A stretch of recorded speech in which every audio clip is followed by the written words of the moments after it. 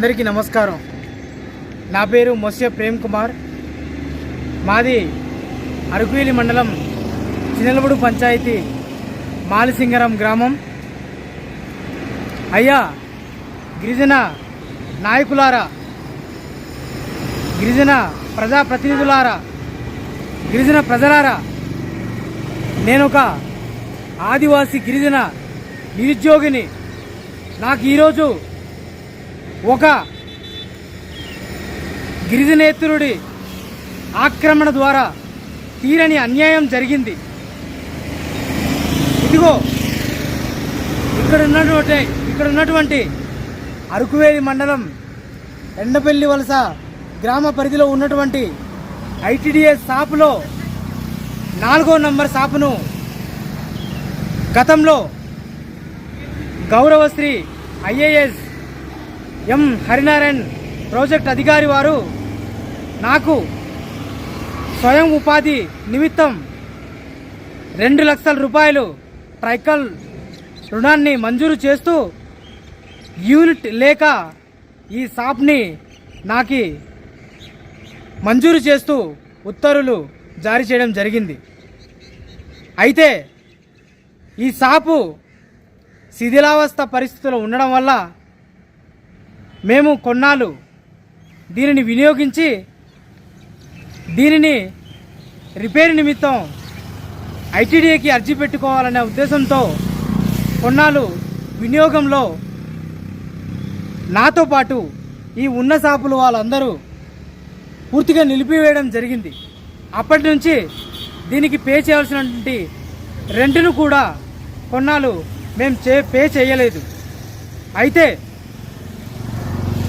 ఈ షాపులలో ఒక షాపును లీజుకు మాట్లాడుకొని ఒక లంకా నాగరాజు అనే గిరిజనేతరుడు దౌర్జన్యంగా ఇక్కడ బైక్ మెకానిక్ని పెట్టుకొని కొన్నాళ్ళు నడిపిస్తూ ఉండి ప్రస్తుతం ఒక ఏడాది కాలంగా ఆ షాపులో ఎవరు లేరనే దురుద్దేశంతో నా షాపు యొక్క తాళాన్ని దౌర్జన్యంగా చిదగొట్టి షట్టర్ని ఓపెన్ చేసి నా షాప్ని పూర్తిగా ఆక్రమణ చేసి ఉన్నాడు. అలాగే నా షాప్ పక్కన ఉన్నటువంటి ఖాళీ ప్రభుత్వ స్థలంని కూడా పూర్తిగా ఆక్రమణ చేసి సొంతంగా తను ఒక నిర్మాణాన్ని చేసి చిక్కరింగ్ షాప్ని పెట్టుకోవడం జరిగింది. ఇది నేను అనారోగ్య సమస్య మీద కేజీహెచ్లో కొన్నాళ్ళుగా ఉన్నత శాస్త్ర చికిత్స నిమిత్తం ఉన్నటువంటి నేను నా ఆరోగ్యం కుదిరిపడిన తర్వాత నేను వచ్చి సామరస్యంగా అతనికి అడిగితే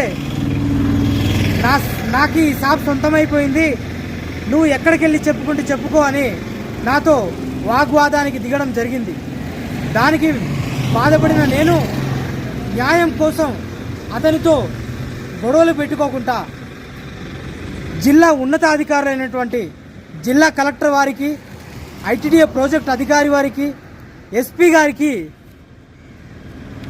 గత 2 వారాల కిందట నేను స్పందనలో అర్జీని పెట్టుకోవడం అయితే జరిగింది. అయితే నేను స్పందనలో పెట్టుకొని ఎస్పీ గారికి నా వినతి పత్రాన్ని అందించి నేటికి సుమారు 2 వారాలు కావస్తున్నప్పటికీ అధికారుల దగ్గర నుంచి అలాగే పోలీసు వారి దగ్గర నుంచి ఎటువంటి న్యాయం నాకు జరగలేదు. ఇదిగో ఎస్పీ గారి దగ్గర నుంచి మాకు లెటర్ వచ్చింది అని స్టేషన్కి పిలిచినటువంటి అరకువేలి పోలీస్ స్టేషన్ వారు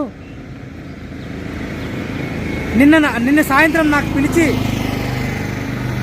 అతని దగ్గర ఉన్న పత్రాలను పరిశీలించి అది ఫేక్ డాక్యుమెంట్స్, అది గవర్నమెంట్ ఇచ్చింది కాదు అని పోలీసు వారే ధృవీకరించి తెల్లారిసారికి మరి ఏ ప్రలోభానికి గురయ్యారో తెల్లారిసారికి నాకు నీది తప్పు, నువ్వు ఐటీడీకి వెళ్ళి నీ సమస్యని తీర్చుకోవాలి, మా పరిధిలో లేదని వాళ్ళు చేతులు ఎత్తేయడం అయితే జరిగింది.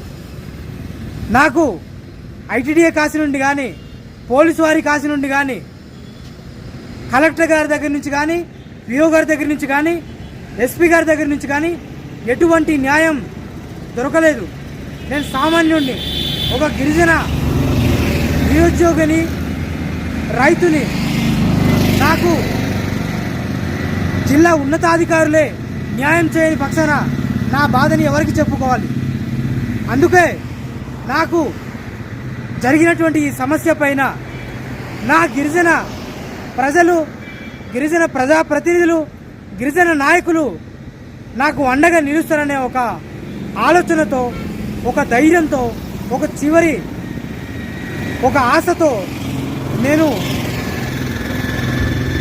నా బాధని అందరికీ చెప్పుకోవాలనే ఉద్దేశంతో ఈ వీడియో ద్వారా అందరికీ తెలియపరుస్తున్నాను. గిరిజన నాయకులారా, గిరిజన యువకులారా, గిరిజన ప్రజలారా, మీ అందరికీ నేను విన్నవిస్తున్నాను.